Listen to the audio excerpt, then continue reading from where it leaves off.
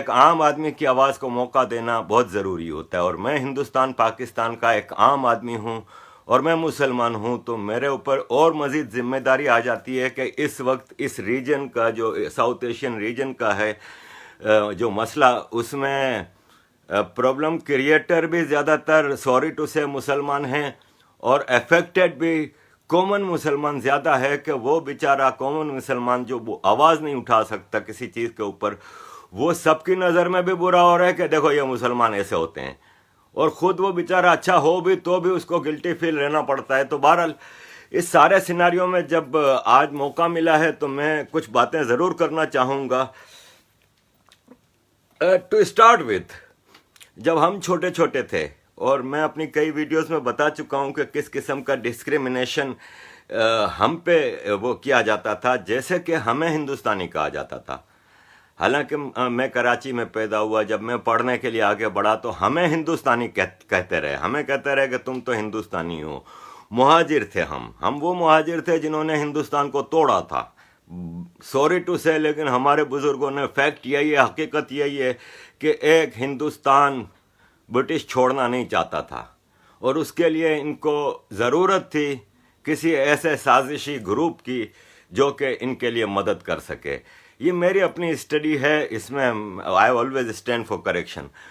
اس میں پھر یہ ہوا کہ برٹش نے جب یہ سوچا کہ اگر ایک ہندوستان چھوڑ کے نکل گئے تو پوٹینشیل انڈیا میں اتنا ہے کہ ساری دنیا کے انویڈرز اس کو لوٹنے آتے رہے, پھر بھی یہ فرسٹ کلاس ماشاء اللہ سے ایک زبردست کنٹری ہے. اگر ہم نے اس کو ایک ملک چھوڑا تو یہ تو یورپ, امریکہ, رشیا, چائنا سب کو پیچھے چھوڑ دیں گے. تو انہوں نے اس میں پرابلمس, تو سب سے آسان حل ہوتا ہے ریلیجیس ڈیوائڈ ڈالنا, جو کہ اس ہندوستان میں نہیں تھی. میں نے اپنے ہر جگہ یہ کہا, اور لوگ اکثر مجھے ڈینائی بھی کرتے ہیں کہ نہیں میں جھوٹ بول رہا ہوں. میں ریکارڈ پہ رکھنا چاہتا ہوں چیزیں کہ ہندوستان کی تاریخ میں 1940 سے پہلے کوئی ہندو مسلم کلیش نہیں ہوتے تھے, کبھی بھی نہیں ہوتے تھے. کوئی ایک آدھ آدمی مسلمان کا ہندو سے جھگڑا ہو جائے, اس کو آپ کمیونل کلیش نہیں کہہ سکتے. یہ کمیونل کلیش تو سیکنڈ ورلڈ وار میں پیدا ہوئے, جب انہوں نے دیکھا کہ نیتا جی ہندوستان کو آزاد کرانے کے لیے ایک آرمی بھی بنا چکے ہیں, اور رشیا سے لے کے یورپ سے لے کے ہر جگہ دورے بھی کر رہے ہیں, اور کامن انڈین اس میسج کو ایکسیپٹ کر رہا ہے. اور انگریز کو یہ لگنے لگا تھا کہ ہم یہاں سے عزت سے بجائے ذلیل ہو کے نکلیں گے اگر یہ نیتا جی کے معاملات چل پڑے. تو وہ ایک الگ ٹاپک ہے, لیکن میں ایک اشارہ آپ کو دے دیا. اب اس وقت جب برٹش جا رہا تھا تو اس کو جو پاورز کی ضرورت تھی ہندوستان میں, وہ پرووائڈ کیا, وہ پلیٹ فارم پرووائڈ کیا مسلم لیگ اور کانگریس نے. یہ دونوں leadership as per my understanding on board تھیں ہندوستان کو تقسیم کرنے کے لیے, کانگریس اور مسلم لیگ کی. اور ہندوستان کو کمیونل بنیاد پہ ڈیوائڈ کیا گیا ٹو نیشن تھیوری پہ, جبکہ ہندوستان میں بے شمار نیشنز رہتی ہیں, سکھ ہیں, کرسچنز ہیں, پارسی ہیں, جین ہیں, اتنے سارے ہیں. ان سب کو مسلمان سے کوئی مسئلہ نہیں, ہندوستان سے کوئی مسئلہ نہیں, ہندوؤں سے کوئی مسئلہ نہیں. مسئلہ سارا صرف مسلمان کو تھا. اور آپ یہ دیکھیں کہ مسلم لیگ کی طرف سے جو لیڈرشپ سامنے آئی تھی وہ سارے کے سارے جاگیردار تھے. یہ وہ جاگیردار تھے جنہوں نے انگریزوں کی غلامی کی. میں آپ کو ایک معمولی مثال دیتا ہوں کہ یہ شاہ محمود قریشی پاکستان کے وزیر خارجہ ہیں. یہ ملتان کے پیر کی درگاہ کے ولی ہیں, مطلب وہ ہیں پیر کے جو درگاہ کے متولی ہیں, اور اس درگاہ سے کروڑوں روپیہ پیسہ کماتے ہیں. یہ شاہ محمود قریشی, یہ کل ایک تقریر میں ان کی سن رہا تھا, کہتے تھے کہ شاہ محمود نہیں ہوں, محمود غزنوی ہوں, سومناتھ پہ حملہ کرنے جاؤں گا. حالانکہ یہ الیکشن سے پہلے کیے جب وہ فورن منسٹر نہیں تھے. لیکن بہرحال یہ باتیں کون کر رہا ہے آج ہمیں سرٹیفکیٹ غداریوں کے اور وطن پرستی کے؟ شاہ محمود قریشی جیسے جاگیردار دے رہے ہیں. ہسٹری کی بکس کہتی ہیں کہ شاہ محمود قریشی کے دادا گرینڈ فادر کو انگریزوں نے زمینیں دیں اس لیے کہ جو اس وقت انڈیوائیڈڈ انڈیا کے اس پنجاب میں ایک موومنٹ چلی تھی جو بھگت سنگھ کے بعد, اور اس میں تو اس ملتان کے پیر نے, شاہ محمود کے دادا نے اس پورے پنجاب کے ساؤدرن پنجاب کے سارے ان کرانتیکاروں کو پکڑوایا تھا، اور اپنے ہاریوں اور اپنے غلاموں، کیونکہ ان کے جاگیرداروں کے پاس غلام ہوتے ہیں، پورے پورے گاؤں غلام ہوتے ہیں ان کے، ماں باپ بچے بیوی سب ان کی نوکریاں چاکریاں کرتے ہیں، اپنے غلاموں کے ذریعے ان لوگوں کو مروایا اور انگریزوں کے ہاتھوں دیا تھا۔ تو شاہ محمود قریشی کے دادا کو یہ جاگیر ملی تھی۔ یہ انگریزوں کے کتے نہلانے والے لوگ، یہ انگریزوں کے بوٹ چاٹنے والے لوگ پاکستان، اور دوسرا فیکٹر تھا مسلم Punjabi army of British India. مسلم پنجابی آرمی ٹوٹل انگریز کی وفادار تھی۔ منگل پانڈے اور کتنے واقعات ہیں اس میں فوجیوں نے گولیاں چلائی تھیں، وہ برٹش فوجی نہیں تھے۔ مسلم پنجابی فوج، مسلم جاگیردار، انہوں نے کہا کہ اگر ہندوستان ایک کنٹری آزاد ہو گیا تو ہمارا کیا ہوگا، ہماری چودراہٹ تو ختم ہو جائے گی۔ انہوں نے ایک نیا دیش بنایا پاکستان۔ میرے دادا بتاتے ہیں، میرے چاچا بتاتے ہیں، ہمیں بچپن سے یہ چیزیں کیونکہ میں ایک شروع سے ایک سوال کرنے والا بچہ رہا ہوں، تو میں ان سے پوچھتا تھا کہ آپ کو ایسی کیا قیامت آ گئی تھی کہ آپ کو پاکستان سے آنا پڑا، ہندوستان چھوڑ کے؟ کیونکہ جب وہ آجک کی، ہمارے گاؤں کی، یا میری امی باٹوا کی جب باتیں کرتی تھیں تو ہم اس شہر میں ہوتے تھے کہ یار کیا جنت، کیونکہ ماحول باندھتے تھے کہ وہاں پہ یہ ماحول تھا، اور دیوالی میں یہ ہوتا تھا، اور ہولی میں یہ ہوتا تھا، اور عید میں یہ ہوتا تھا، اور تو ہم بچپن سے ایک اٹریکشن ہوتی تھی۔ پھر ہم سوال کرتے تھے کہ بھائی چھوڑ کے کیوں آئے پھر؟ تو میرے والد اور میرے دادا وغیرہ نے جو بتایا وہ یہ تھا کہ ہمارا کوئی ارادہ نہیں تھا مائگریشن کا، اور ہوا یہ تھا کہ اچانک بلوے شروع ہو گئے، اور ہمارے گاؤں میں جہاں پہ 10-12 مسلمانوں کے گھر تھے، باقی 200-300 ہندوؤں کے گھر تھے، وہاں کبھی کوئی جھگڑا نہیں ہوا، کوئی ڈسکریمنیشن کا نام ہی نہیں تھا اس گاؤں میں۔ وہاں اچانک رات کو حملے ہونے شروع ہو گئے، تو ہندو کمیونٹی آف ہمارے گاؤں نے ہمارے بزرگوں کو کہا کہ یہ آج برابر کا گاؤں لٹا ہے، پرسوں وہ گاؤں لٹا تھا، اب یہاں بھی کسی وقت بھی رات میں حملہ ہو جائے گا، آپ لوگ کیا کرو گے؟ تو سب نے مشورہ دیا کہ آپ لوگ یہاں سے ممبئی چلے جائیں۔ ہمارے گھر والوں نے، پورے گاؤں کے جو مسلمان گھرانے تھے، سب راتوں رات جو کپڑے لتے جو لپیٹ کے نکل گئے ممبئی کے لیے، اور ممبئی سے پھر وہ پتہ نہیں کوئی ٹرین چلتی ہے، اس سے یہ کراچی پہنچے ہیں۔ یہ ہوا ہے ہمارے ساتھ، یہ سازش کے تحت بلوے کرائے گئے تھے، اور بلوے کرانے والے انگریز نہیں تھے، بلوے کرانے والے یہی مسلمان جاگیرداروں کے ایجنٹ تھے۔ اور آپ مزے کی بات دیکھیں کہ پاکستان اس سرزمین پہ بن رہا ہے جہاں پہ پاکستان موومنٹ چلی ہی نہیں، نہ سندھ میں چلی ہے، نہ بلوچستان میں چلی ہے، نہ KPK میں چلی ہے، اور جنہوں نے موومنٹ چلائی انگریزوں کے جو ایجنٹ تھے مسلمان، وہ وہیں رہ گئے۔ جاوید اختر کے والد رہ گئے ادھر، صبا نقوی کے والد رہ گئے، وہ سب ادھر ہی رہ گئے۔ ابے جب پاکستان بنایا تھا مسلمانوں کے لیے تم لوگوں نے، ساری موومنٹ UP CP بہار ادھر ہی چلی ہے، تو پھر گئے کیوں نہیں؟ تو انگریز کی جو اوریجنل سازش تھی کہ انڈیا کو بس آکیوپائڈ رکھنا ہے اندر کے ان کے آپس کے جھگڑوں میں، وہ انگریز کی سازش آج تک چل رہی ہے۔ اس کو امپلیمنٹ کون کرا رہا ہے یہ اب ہمیں آپ کو دیکھنا ہے۔ پاکستان کے بارے میں تو میں آپ کو کلیئر بتا رہا ہوں نا کہ پاکستان کی آرمی ہے اور پاکستان کے جاگیردار ہیں۔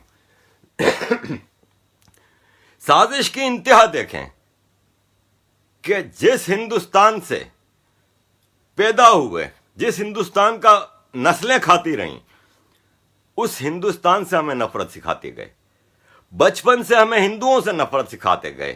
آج اگر ایک شاہد آفریدی کھڑا ہو کہ ہندو بنیا اور یہ وہ کہہ دیتا ہے، تو یہ شاہد آفریدی کی نہیں ہے، یہ ہماری ایجوکیشن ہے، ہماری رگ رگ میں، نس نس میں ہندو اور انڈیا کی نفرت ڈالی گئی ہے۔ اور یہ جو ہندوستان کے مسلمان بھی ہیں، بدقسمتی سے یہ جب کہتے ہیں نا کہ ہندوستان ہمارا دیش ہے، ہم ہندوستان سے پیار کرتے ہیں، تو یہ جھوٹ بول رہے ہوتے ہیں۔ ان کو کلیئرلی کہنا چاہیے کہ ہم مسلمان ہندوستان سے پیار کرتے ہیں۔ یہ وہ لوگ ہیں جنہوں نے خلافت موومنٹ کو سپورٹ کیا تھا، محمد علی جوہر اور شوکت علی کی خلافت موومنٹ کو سپورٹ کیا تھا۔ کیا تھی خلافت موومنٹ؟ خلافت movement was independent Muslim India under Khilafah of Istanbul. Clear है, इंडिपेंडेंट मुस्लिम इंडिया की बात हो रही थी. मुसलमान के जहन में यह डाला गया है कि Hindus are born to serve you. यह शुरू से हमारे उसमें डाला जाता है कि यह इक्वल है नहीं. मुझे कल रात को किसी ने इंग्लिश ट्रांसलेशन में कुरान शरीफ की एक आयत भेजी है जिसमें क्लियर अल्फाज में बताया गया है कि दुनिया के सबसे बदबख्त तरीन लोग वो हैं जो इस्लाम कबूल नहीं करते, इसलिए उनको जन्नत में नहीं डाला जाएगा. जन्नत की मुबारकबाद अल्लाह ने सिर्फ मुसलमानों को दी है.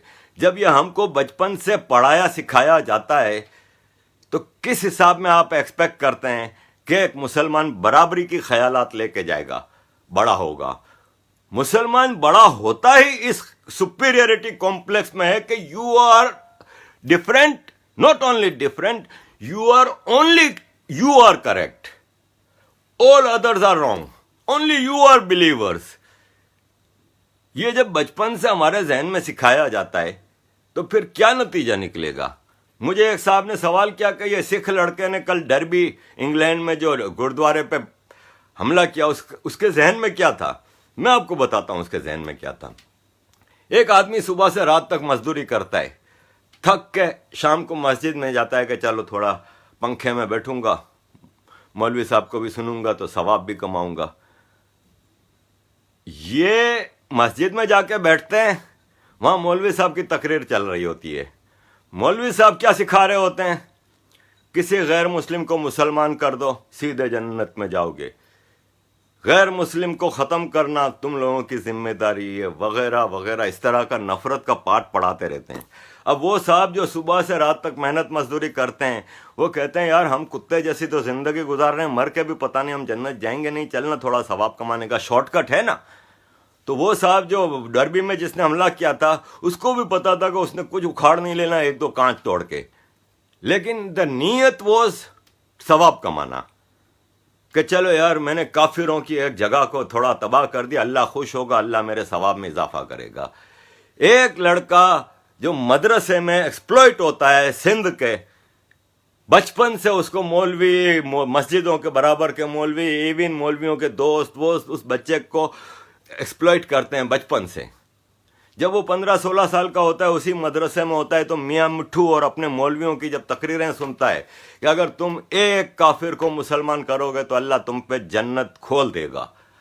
अब वो कहता है कि यार सारी ज़िंदगी हमने क्या किया इस मदरसे में, कुत्ते जैसी ज़िंदगी गुजार रहे हैं, और घर वाले भी पता नहीं किससे शादी करेंगे, कैसी मिलेगी, हमको एक ग़ुलाम मिल रही है, हम क्यों ना लें. वो फलां हिंदू की बेटी है ना 14 साल की, उसको अगवा कर लेते हैं 4 लड़के मिलके. मियाँ मिट्ठू को बता दिया जाता है, मियाँ मिट्ठू कहते हैं शाबाश माशाल्लाह अल्लाह अकबर. वो हिंदू लड़की को आके उसका रेप करके उसको बाय फोर्स फिर कन्वर्जन करते हैं. जो थोड़ा चीपें करती है तो उसको कहते हैं कि फिर तुम्हारी छोटे भाई को भी मार देंगे, तुम्हारी माँ को भी उठा के ले आएंगे, तुम्हारे भाई बाप को भी मार देंगे. वो बेचारी 14 साल की लड़की बलिदान देती है, फिर कहती है ठीक है. वो वीडियो भी दे देती है कि हाँ जी मैं मर्जी से मुसलमान हो रही हूँ, ये मुझे कोई ज़ोर ज़बरदस्ती नहीं है. वो फिर उसकी शादी होती है उस लड़के से. उस लड़के के ये मज़े लिख जाते हैं कि सारी ज़िंदगी के लिए उसको एक सेक्स स्लेव मिल गया, क्योंकि उस सेक्स स्लेव के लिए कोई आवाज़ नहीं उठा सकता, उसके घर वाले भी आवाज़ नहीं उठा सकते. जिसकी मिसाल हमने ननकाना साहब में देखी. जब एक सिख लड़की को इन्होंने अगवा कर लिया था, कुछ महीनों बाद उस सिख लड़की ने कहा कि अब मुझे मेरे घर वालों से मिलने तो दें. घर वालों के पास गई, माँ बाप ने बच्ची को देख कर रोना धोना शुरू किया. बच्ची ने रोना धोना शुरू किया. माँ बाप ने शिकायत की कि बेटा तुमने क्यों इस्लाम कबूल कर लिया. तो उसने कहा कि मेरे सर पे बंदूक, मुझे धमकी दी गई कि तुम्हारे पूरे ख़ानदान को मार देंगे, तो अब मैंने आप लोगों के लिए बलिदान दिया है. मैं तो वहाँ पर कैद हूँ, मैं तो वहाँ पे गुलाम हूँ, मेरे साथ जो सलूक होता है ये होता है. तो उसके घर वाले रो पड़े. उसने कहा कि अब तुम्हें नहीं जाने देंगे. जब उसको नहीं जाने दिया तो पूरे ननकाना साहब के मुसलमान जमा हो गए और गुरुद्वारा साहब पे पथराव शुरू कर दिया. पूरा गांव, पूरा ननकाना साहब जमा हो गया और उस लड़की को लेके गई है. ये है फोर्स्ड कन्वर्जन. ये है मुसलमानों के जहनों में बचपन से जो चीज़ें डाली जाती हैं. ये शॉर्टकट टू जन्नत होता है. جیسے ممتاز قادری نے گورنر پنجاب کو مار دیا, بلاسفیمی کی تھی, نبی پاک کی حرمت پہ آنچ نہیں آئے گی, سر تن سے جدا, مار دیا خود ان کے گارڈ پولیس والے نے. اب وہ ممتاز قادری 2 ٹکے کا آدمی جس نے گورنر پنجاب جیسے آدمی کو مارا, اسلام کہتا ہے کہ جو آپ کی شرن میں ہے, جو آپ کی حفاظت میں, اس کو حفاظت کرنا آپ کا فرض ہے, لیکن یہ گورنر پنجاب کے گارڈ نے شارٹ کٹ ٹو جنت کے چکر میں گورنر پنجاب کو مار دیا. اب آپ مجھے یہ بتائیں کہ آپ اگر اپنے بچوں کو یہ اس طرح کے شارٹ کٹ ثواب کمانے کے اور وہ سکھائیں گے تو end of the day this is the result that what we are saying. یہی چیز انڈیا میں اس لیول پہ نہ ہو سکی جو پاکستان میں ہو رہی ہے, کہ پاکستان میں تو پاکستان آرمی اور پاکستان کی اسٹیٹ پرووائڈ کرتی ہے, پوری فیسیلیٹیٹ کرتی ہے ان ساری ایکٹیویٹیز کے لیے. اب ہندوستان میں بے شک ایک ایسی گورنمنٹ زیادہ سالوں تک رہی ہے کانگریس کی, جس کی پالیسی یہ تھی کہ مسلمانوں کو بس خوش رکھو.